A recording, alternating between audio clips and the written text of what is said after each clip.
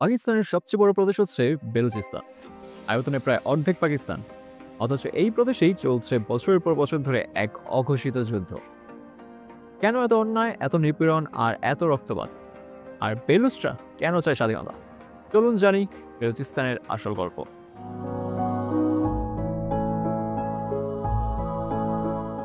বেলুচিস্তান পাকিস্তানের দক্ষিণ পশ্চিমে অবস্থিত।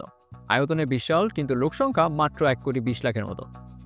প্রধান জাতিগোষ্ঠী হচ্ছে বেলুচ, আর রয়েছে কিছু পাশতুন, ব্রাহুই আর হাজারা। ধর্মে তারা মুসলিম হলেও সংস্কৃতিতে বাকি পাকিস্তানের চেয়ে অনেকটাই আলাদা। এখন প্রশ্ন হলো, এত বড় অঞ্চল, এত প্রাকৃতিক সম্পদ, তবুও কেন এত অবহেলা?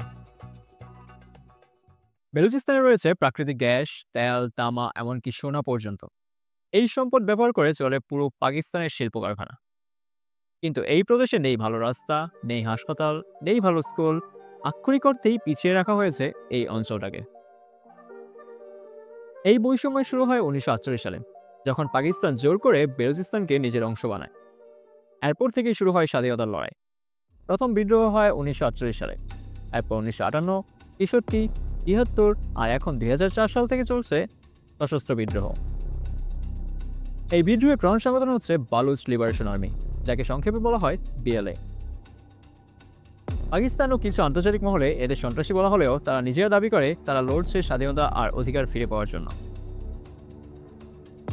পাকিস্তান এই আন্দোলন দমন করতে ব্যবহার করেছে সেনাবাহিনী, গুপ্তচর সংস্থা আইএসআই এবং হাজার হাজার গুম ও বিচার বহির্ভূত হত্যাকাণ্ডের ঘটনা ঘটেছে। অনেক বেলুচ পরিবার বছরের পর বছর ধরে খুঁজে পাচ্ছে না তাদের প্রিয়জনকে। মানবাধিকার সংগঠনগুলো বলছে এরা গণহত্যার মতোই ভয়ঙ্কর। আর এই পুরো কাহিনীতে চীনের নাম না বললেই নয়। বেলুচিস্তানের গোয়াদার বন্দরের উপর ভিত্তি করেই চীনের বেল্ট অ্যান্ড রোড প্রকল্প, যার নাম হচ্ছে সিপ্যাক। কিন্তু এই প্রকল্প থেকে বেলুচ জনগণের কোনো লাভ নেই, বরং তাদের জায়গা, সম্পদ কেড়ে নেওয়া হচ্ছে তাদের মতামত ছাড়াই।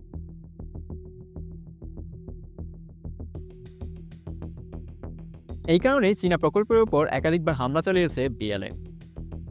এখন আপনি হয়তো ভাবছেন বেলুচরা আসলে কি চায়। তাদের চাওয়া খুবই পরিষ্কার, আর কোনো দমন নয়। প্রয়োজন ন্যায্য অধিকার, তাদের সম্পত্তির উপর তাদের নিজস্ব মালিকানা, এবং অনেকেরই মতোই সম্পূর্ণ স্বাধীনতা। এই যুদ্ধের খেসারত দিয়েছে হাজারো মানুষ, স্বাধীনতাকামী সাধারণ নাগরিক, এমনকি সাংবাদিকরাও। অনেকে গুম হয়েছেন, অনেকে হয়েছেন খুন। বেলুচ অ্যাক্টিভিস্টদের মতে প্রায় 20,000 মানুষ এখনও নিখোঁজ। বেলুচিস্তানের এই আন্দোলন কি শুধুই স্বাধীনতার জন্য, নাকি এরা পাকিস্তানের বছরের পর বছর ধরে চলা অবিচারের প্রতিক্রিয়া? আপনার মতামত আমাদের জানাতে ভুলবেন না কমেন্টে। আর এরকম আন্তর্জাতিক রাজনীতি অজানা সত্য জানতে সাবস্ক্রাইব করুন এখনই।